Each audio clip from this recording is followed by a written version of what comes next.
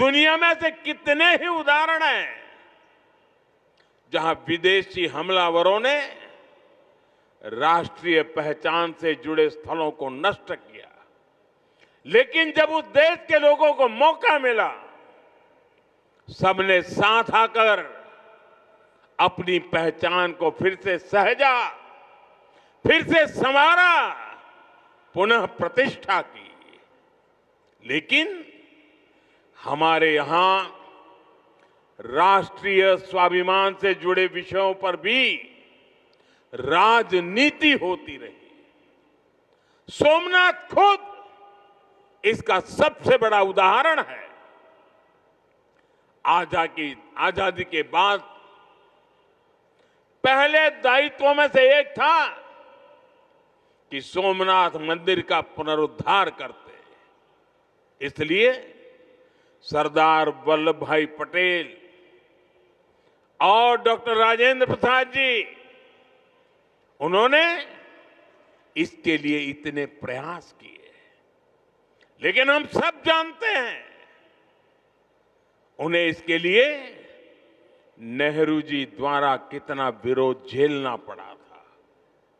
मैं आज इसके विस्तार में नहीं जाऊंगा, लेकिन ये सरदार साहब की इच्छा शक्ति थी कि इतने विरोध के बावजूद सरदार साहब डिगे नहीं। सोमनाथ मंदिर का पुनर्निर्माण भी हुआ और देश ने सदियों के कलंक को भी धो दिया। साथियों, दुर्भाग्य से देश में ऐसी शक्तियां आज भी प्रभावी हैं जिन्हें राष्ट्रीय स्वाभिमान से ज्यादा तुष्टीकरण जरूरी लगता है। राम मंदिर निर्माण जैसे अवसरों पर भी हमने देखा है किस तरह राम मंदिर निर्माण का भी विरोध किया गया। हमें ऐसी मानसिकता से सावधान रहना है। इस तरह की संकुचित राजनीति को हमें पीछे छोड़ना होगा। हमें विकास और विरासत को साथ लेकर के आगे बढ़ना होगा। साथियों, बीते वर्षों में मुझे सोमनाथ ट्रस्ट के अध्यक्ष के रूप में सोमनाथ दादा की सेवा का जो अवसर मिला, इस मंदिर और क्षेत्र के विकास के लिए जो ऐतिहासिक काम हुए, उस परिवर्तन को आज हम सब प्रत्यक्ष देख रहे हैं। लेकिन साथ ही इस सेवा का मुझे व्यक्तिगत लाभ भी हुआ है।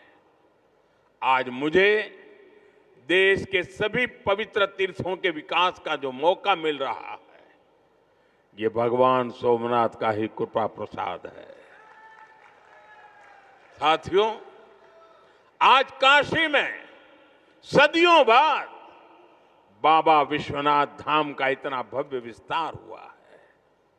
आज उज्जैन में महाकाल महालोक के विशाल दर्शन भी हो रहे हैं। केदारनाथ धाम का पुनर्निर्माण भी हुआ है। जैसा मैंने पहले कहा, अयोध्या में 500 साल की प्रतीक्षा भी पूरी हुई है। आज वहां भव्य मंदिर में रामलला विराजमान है। साथियों, ऐसे कितने ही पवित्र तीर्थ, पवित्र मठ, मंदिर और क्षेत्र, उनकी जो महिमा हमने पुराणों में सुनी है, आज वहां हमें उस समृद्ध परंपरा के दर्शन होने लगे हैं। और ये इतना कुछ 10-12 साल के भीतर भीतर हुआ है। साथियों, हमारे सांस्कृतिक केंद्रों की उपेक्षा देश के विकास में बड़ी बाधा रही है, क्योंकि हमारे तीर्थ भारत की आध्यात्मिक सामाजिक व्यवस्था के केंद्र तो है ही, वो देश की आर्थिक प्रगति के भी स्रोत रहे हैं। आज आप देखिए, चार धाम महामार्ग परियोजना, गोविंद घाट से हेमकुंड साहिब तक रोपवे परियोजना, करतारपुर कॉरिडोर, बौद्ध सर्किट का विकास, इनके जरिए देश में तीर्थ क्षेत्रों में आर्थिक गतिविधियां बढ़ी हैं।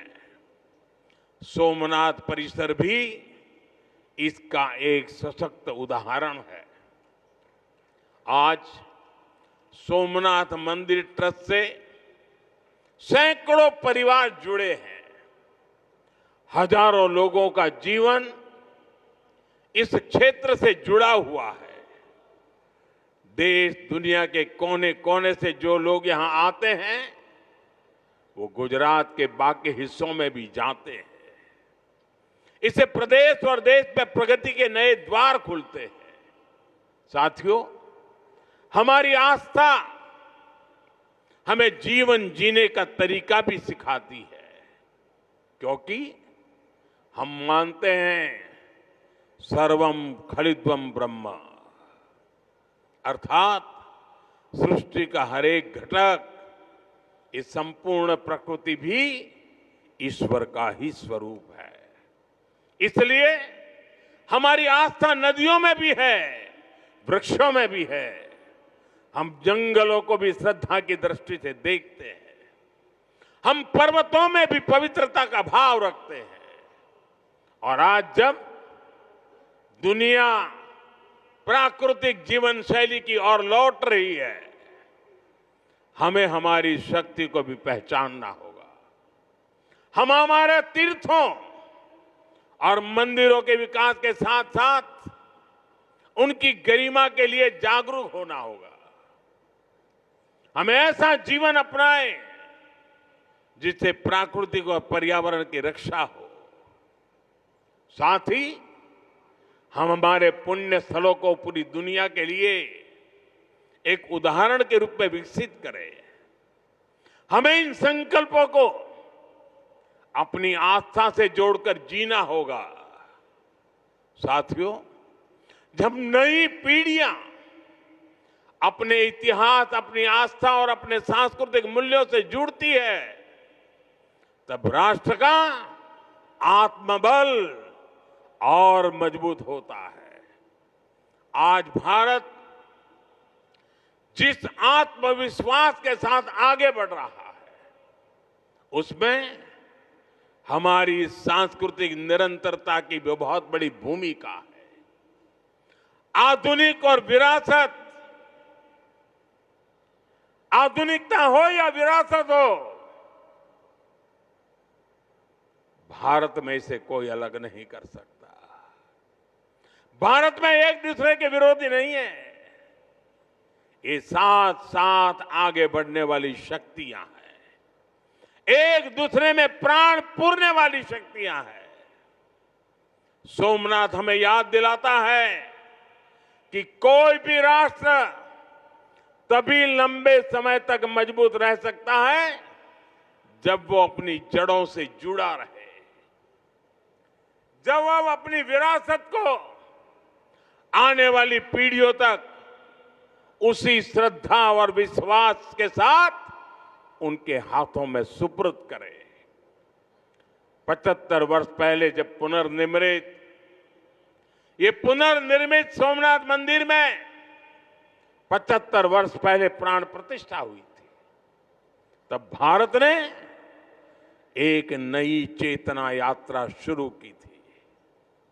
आज 75 वर्ष बाद वही यात्रा और अधिक व्यापक रूप में हमारे सामने है। हमें इसे नई ऊंचाई पर लेकर जाना है। हमारे संकल्पों को पूरा करने में दादा सोमनाथ का आशीर्वाद हमेशा हमारे साथ रहे, यही प्रार्थना है। एक बार फिर सभी देशवासियों को, विरासत में विश्वास करने वाले हर नागरिक को, आप सभी को इस अवसर की बहुत बहुत बधाई देता हूं। मेरे साथ बोलिए, जय सोमनाथ,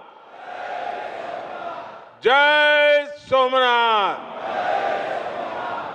हर हर महादेव।